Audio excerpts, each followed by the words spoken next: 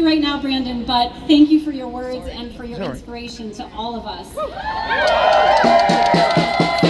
I want to invite us all to take a deep breath together. And as we breathe, to recognize that we're on the occupied land of Ramaytush Ohlone-speaking people. That we're on the land of redwoods and oaks, the land of hummingbirds and crows, coyotes, and that even in this built environment where we can't see many trees, like all of these buildings are made from elements of earth. That's right. And we know that the earth is with us, that we are with the earth in this movement, that we're defending the land and the land is also defending us. So just wanted to do a shout out for the land, the people of the land, and the land here that we are standing on this morning. And with that opening, I want to say that as a faith leader, it is imperative that faith communities confront and resist the moral bankruptcy of American imperialism. The militarized violence we are experiencing here, that the U.S. has been exporting for decades, is not only economic and political, it is also rooted in an ideology of Christian dominance. This ideology is counter to the way of Jesus, who was a Palestinian Jew living under imperial occupation. He built a movement proclaiming release for the captives, redistribution of wealth, and liberation for the oppressed.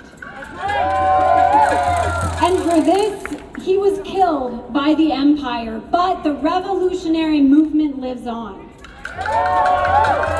So we're here today to denounce the twisting of this movement to serve hateful ideologies like Christian nationalism and Christian Zionism. From the Bay Area to Palestine to the Philippines, these violent ideologies are ripping families apart, destroying communities, devastating ecosystems, and undergirding genocide. People of faith must confront this violence in our words and in our actions. We must speak with moral clarity about what's happening in the Philippines as we follow the lead of Filipino communities who have been resisting fascism and American imperialism for generations. My faith tradition, the Mennonite Church, has been shaped by the resistance to U.S. imperialism in the Philippines. During the Marcos dictatorship, Mennonites from North America were doing relief work in the Philippines, largely in Mindanao. They and other faith groups played an important reports out to the world about how Marcos was using U.S. military aid to Filipinos who resisted his dictatorship. Although Mennonites are pacifists, the workers in the Philippines were in support of the revolutionary movement. These workers understood why the people of the Philippines chose to take revolutionary action. This experience in the Philippines inspired a movement among Mennonites to support other global communities resisting U.S. imperialism, including in Colombia, Palestine, and indigenous groups on Turtle Island. Today, Filipino land defenders and allies like Brandon Lee show us what it means to resist fascism no matter the cost. They show us what it takes to create the world that we need. So we're here today to condemn governments that choose extraction and destruction. We condemn governments that target land defenders for assassination.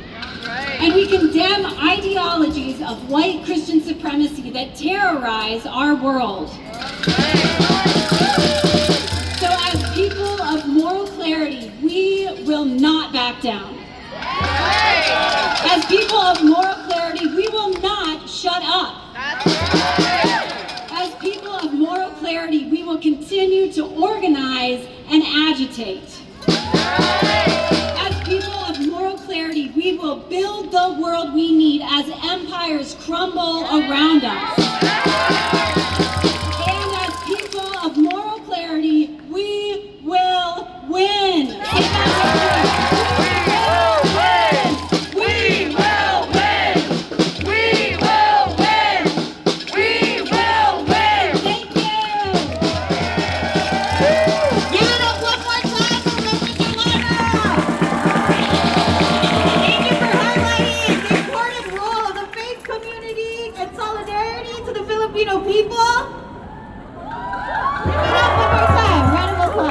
you.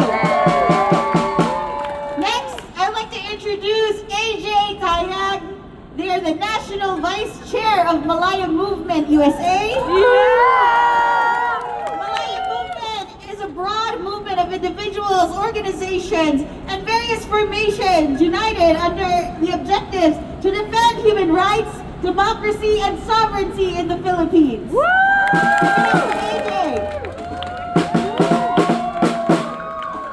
Give it up for yourselves, y'all.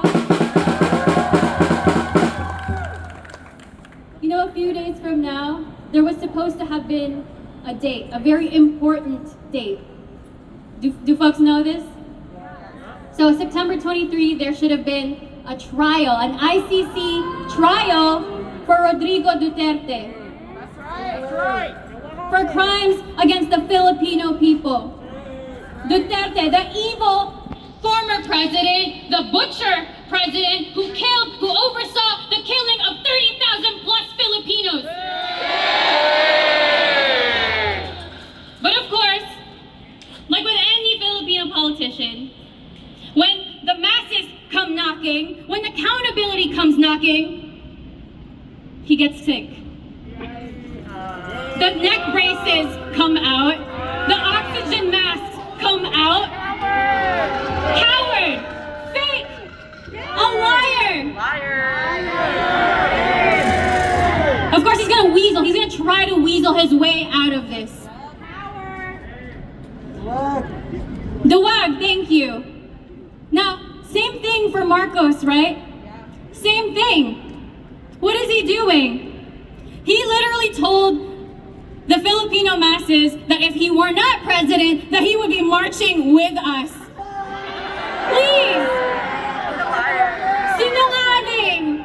Walang hiya! Walang kwenta! Mangmang! Performative. Now, like, what the hell? What? Why?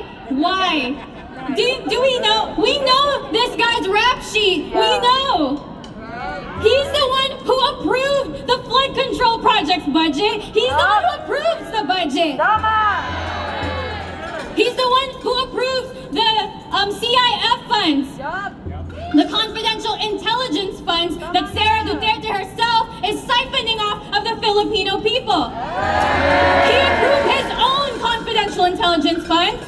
He approved unprogrammed funds from the Philippine budget. Unprogrammed funds where people can literally just dig and rob the Filipino people blind.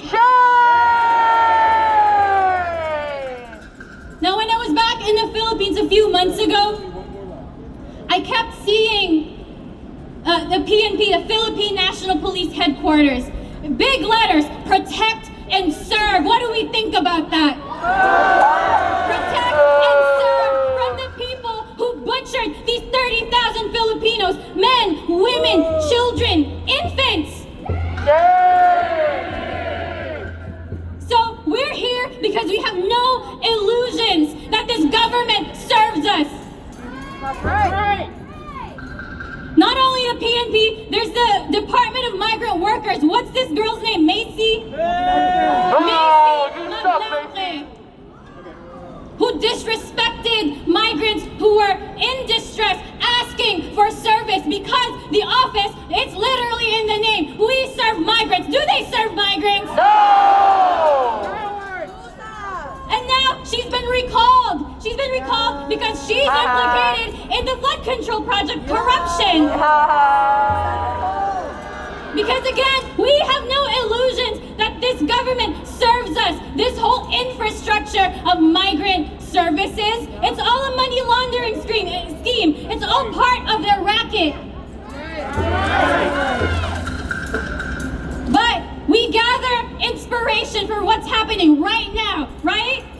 What's happening in the Philippines. We are literally flooding the streets.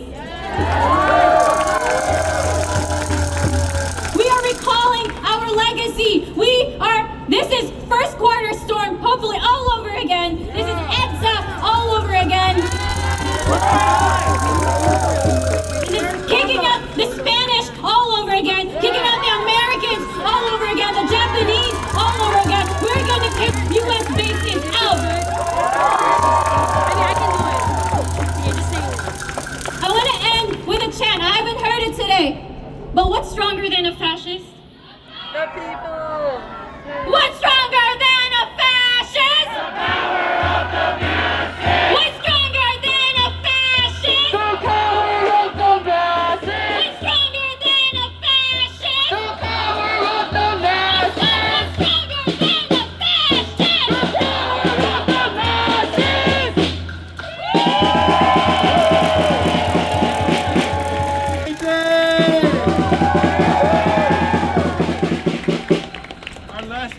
is Andan Bonifacio.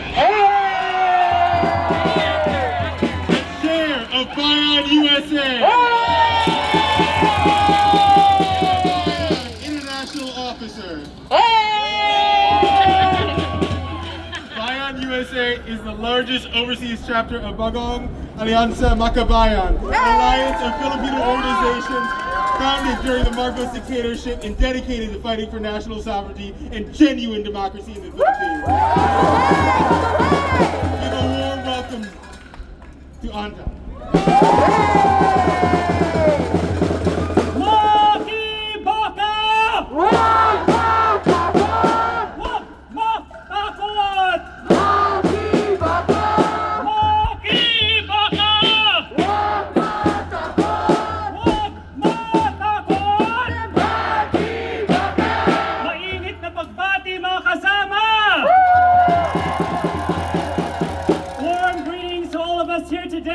Except for them inside. No, not for you. Except for the people inside that immigration courthouse. Yeah. Why do we protest in front of these buildings? Because they are the representatives of the state who are ruining our lives. Yup. We know that the state is responsible for the violence that so many other speakers already talked about. It's the military, the police here in the US, back in the Philippines, but we know it's not just them, right? We know that especially in the Philippines, even people who work in buildings like this, people like Consul General Neil Ferrer, people like Labor Attaché Macy Maglanque, who was recalled, they are part of the Philippine state's violent machinery to suppress the people. They are part of what's called the whole of nation approach, where they have deputized and militarized the entire civilian bureaucracy to suppress the people for their just struggle for justice, for democracy, for rights, for liberation. And what does this violence look like?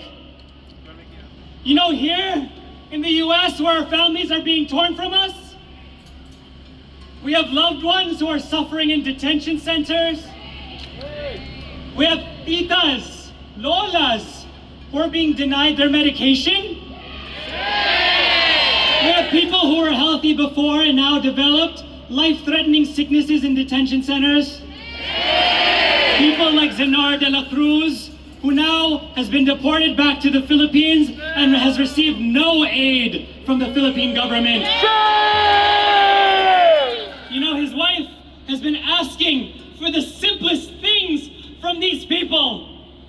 She has been asking, can you call ICE and ask them what medication my husband received? To this day, they have not lifted a finger. And now Zenar is in a hospital, being denied treatment and medication because of how expensive healthcare is back home. What does this violence look like? No, it looks like farmers who are being tricked into signing off their names on papers just to receive aid after a typhoon. And what do they sign? They sign things that say, I am a surrendery of the New People's Army. And if they don't sign it, their family can't eat. It looks like this violence in the province of Quezon, helicopters flying above their heads, the peasant communities, and when they look up, what comes down is a bomb. What comes down are bullets that strafe their community indiscriminately. There is no such thing as a precision bomb. There is no such thing as precision aerial fire. That's right. That's right. This violence looks like what happened to Brandon, who one morning stepped outside of his house and got shot in front of his daughter by the Philippine military. This violence of the state looks like the people who continue to suffer in Marawi, a holy city for the Moro people, that was bombed to the ground by the Philippine military with weapons, with planes from the US, from the Zionist state of Israel. Have been forced to this day, years later, to live in evacuation centers that were supposed to be temporary. You know what? They're being forced to pay rent there now. They're being forced to pay electricity there now. Their sanitation system, if you can call it that, it's a hole dug, in the ground. It's filled with waste because of just how long it's been. And now we have the issue of flooding that's taking the streets by storm. You know what happened to people who are caught in these floods? We heard stories of a family that got caught in the storm. They didn't know where their father was because their dad was taken by the fascist cops without them knowing. And so his son went out to look for his dad in this storm. He looked for days.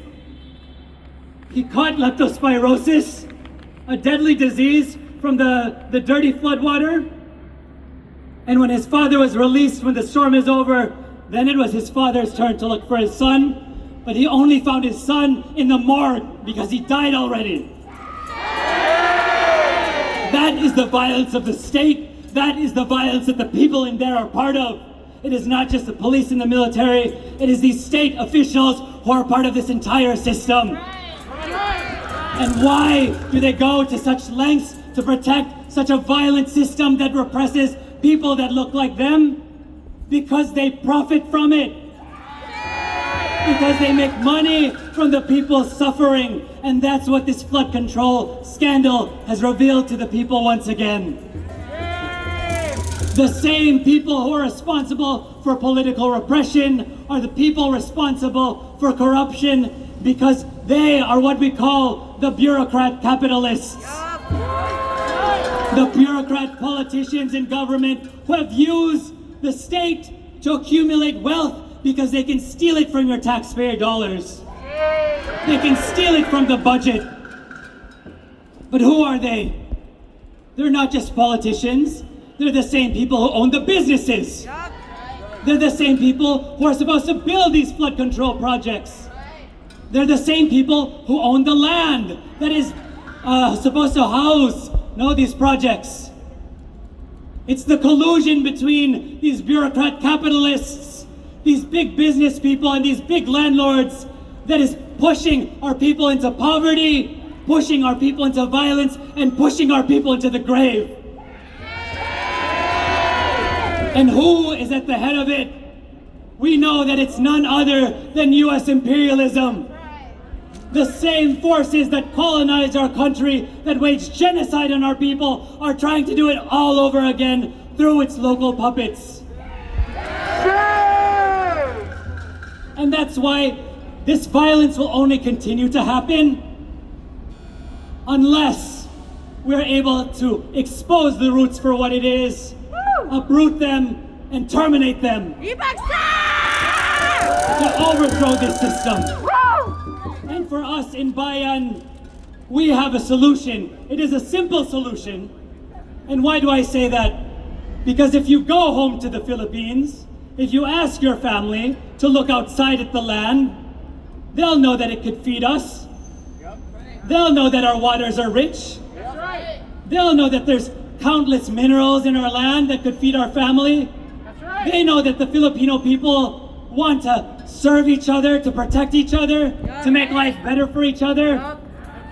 We have all the resources, the tools, the skills we need to stand up on our own feet, to defend our sovereignty, to build an economy in service of the people. And that is why we can't rely on people like Ferrer, people like Macy, people like Jose Romualdez, people like Marcos, people like Duterte to try and do that for us, because we know they never will. We are fighting for national liberation, for genuine democracy, and most especially the genuine democratic right to land that is being denied to millions of Filipino people the country over. And we are going beyond that. Because we know that national democracy is not enough, we need to fight for a system that will put into power the most exploited and oppressed, the working masses, the peasant masses. We need to fight for a socialist future in the Philippines. And people are doing that today. The streets are filled with protest. Just last week, UP Diliman staged a walkout of over 5,000 students. UP Baguio did the same, UP Manila, PUP, and just this morning we heard that UP Los Baños, 7,000. On the anniversary of martial law on September 21st, the masses will flood Luneta Park. And then you best believe we're gonna make our way to Malacanang to hold Marcos and his U.S. masters accountable for their violence. Here in the United States, we're part of a global week of protests called for by Bayan International. And we're also kicking off the week of protests called for Bayan USA and Malay Movement. But nowhere is the struggle for national democracy more real, more genuine, more fierce than in the mountains of the Sierra Madre, than in the mountains of the Cantaron, than in the fields of Centro Luzon, in the Cordillera, where the people have realized their true strength by banding together and by fighting back the only way they know how. With force, and to meet the fascist violence of the revolutionary state with our people's revolutionary violence. Mga kasama, we all have a part to play in this struggle because we all have a stake in it. I thank you for coming here with us today to protest. We must continue the fight. We must continue the struggle until we see genuine freedom for our people.